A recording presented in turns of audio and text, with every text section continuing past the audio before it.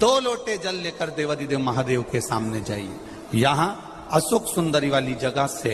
दोनों धार एक साथ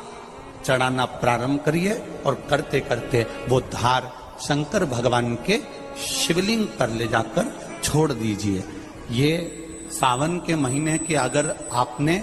मात्र 7 दिन भी लगातार अगर ये धार आपने चढ़ा ली है तो देवादिदेव महादेव की कृपा से 3-4 महीने में सूचना आपको प्राप्त हो ही जाए। आपके घर के पास में जो शिवालय है भगवान शंकर का एक छोटा सा शिवलिंग है। मानो अगर दिल से तुमने मान लिया कि ये केदारनाथ है, दिल से तुमने मान लिया कि महाकाल है, दिल से तुमने मान लिया कि भीमा शंकर है, दिल से तुमने मान लिया कि ये मल्लिकार्जुन है, दिल से तुमने मान लिया कि विश्वनाथ है। जिस दिन तुम्हारा मन पर जाए श्रावण के महीने में जब तुम 2 लोटा जल चढ़ाने के लिए जाओगे,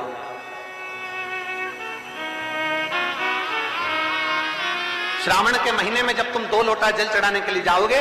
और 2 लोटा जल तक तुम अपने हाथ में लेकर चढ़ाओगे, जिस दिन तुम्हारा चित्त में मन में आ जाए कि आज मैं विश्वनाथ नहीं गई हूं, मैं सावन के महीने में मैंने विश्वनाथ का दर्शन नहीं करा है, सावन के महीने में मैं काशी नहीं गई, सावन के महीने में मैं गंगा के घाट पर नहीं गई, जिस दिन सावन के महीने में तुम्हारे मन में आ जाए 2 लोटा जल लिया, शंकर जी को चढ़ाते हुए अपने मन में विचार कर लिया कि मेरे विश्वनाथ मैं तुम्हारे दरवाजे तो नहीं आ सकी, पर मेरे जल में अगर बल होगा तो इस जल को आप वहां से यहां आकर स्वीकार कर लोगे। वो विश्वनाथ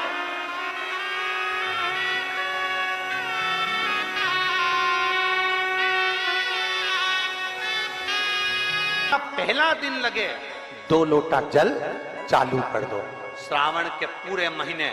2 लोटा जल अपने घर से लेकर जाओ और अपने घर से जब जल लेकर जाओ तो ये विचार कर कर जाना, आज मैं शिव को काशी में, आज मैं शिव को केदार में, आज शिव को अमरनाथ में, आज शिव को भीमा शंकर में, आज शिव को मल्लिकार्जुन में। और फिर निवेदन करूंगा, जिस बहन को 19 और 20 साल तक भी औलाद नहीं हुई हो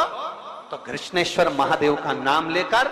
2 लोटा जल तुम्बकेश्वर महादेव का नाम लेकर चढ़ा कर देखना, सावन के बाद में बाबा संतान जरूर देगा, झोली जरूर भरेगा।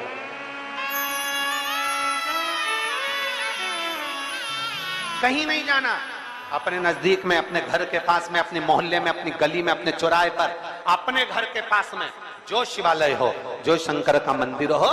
वहां जाओ, 2 लोटा जल समर्पित करो और फिर निवेदन करूंगा, जल से ज्यादा जरूरी है मेरे भोलेनाथ जी के मंदिर की सफाई करना। अब कीचड़ चालू हो जाएगा, पानी चालू हो जाएगा, सावन का महीना चालू हो जाएगा, अपने साथ एक कपड़ा लेकर जाओ, बाबा के मंदिर को पूरा साफ कर कर, बाबा के शिवलिंग का स्नान कर कर, बेलपत्र निर्माल्य जितना पड़ा है उसको उठाकर कहीं विसर्जन के लिए, किसी नदी तालाब बावड़ी में नहीं, किसी कुएं में नहीं, निर्माल्य तालाब में, नदियों में, बावड़ी में डालने के बाद वो निर्माल्य सड़ता रहता है, नदी नाले का पानी सूखता रहता है, उसमें कीचड़ इकट्ठा हो जाता है। उस निर्माल्य को इकट्ठा करो, गाड़ी में भरो, किसी एक खड्डा खोदकर वहां दबाकर उसकी खाद तैयार करो और बाद में बेलपत्री के वृक्ष के नीचे उसको डालते रहो। पर ध्यान रखना कि निर्माल्य हमें नदी तालाब बावड़ी कुएं में नहीं डालना, महादेव से कहना नहीं आता। तब हम क्या करें? तो शिव महापुराण की कथा बड़ा सुंदर बात कहती है कि जीवन में कितनी भी तकलीफ हो, कितना भी कष्ट हो, कितना भी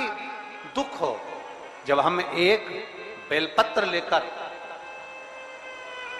भगवान शिव को समर्पित करने के लिए जाते हैं और दिल से, हृदय से, भाव से जब एक बेलपत्र समर्पित करते हैं और 1 लोटा जल अशोक सुंदरी पर चढ़ाने के बाद हम देवादिदेव महादेव को जब समर्पित करते हैं तो ये निश्चित है हमारे दुख, हमारी तकलीफ, हमारे कष्ट को मेरा शंभू काटता जरूर है, ये निश्चित था।